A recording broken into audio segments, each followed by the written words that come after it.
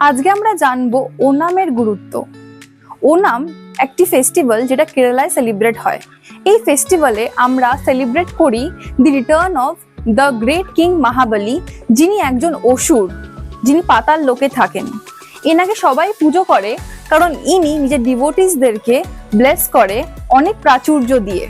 কিন্তু এনার একটা স্টোরি আছে। ইনি খুব অহংকারী ছিলেন এবং এনার অহংকারের জন্য ইনি ইন্দ্রকে গিয়ে হারিয়েছিলেন। তখন ইন্দ্র যায় বিষ্ণুর কাছে, আর বিষ্ণু তখন যায় মহাবালীর কাছে। অ্যান্ড তখন মহাবালী বুঝতে পারেন বিষ্ণুর অবতারকে দেখে বা বিষ্ণুর জ্যোতিকে দেখে যে তিনি কতটা ছোট এই গ্রেট লর্ডের কাছে। ওনাম সিগনিফাই করে আমরা কিভাবে আমাদের অহংকারের জন্য দেখতে পাই না যে আমরা আসলে ভগবানের কাছে খুবই ছোট, আর ভগবান যদি আমাদের উপর দয়া না করে তাহলে আমরা কিছুই না। ওনাম সিগনিফাইজ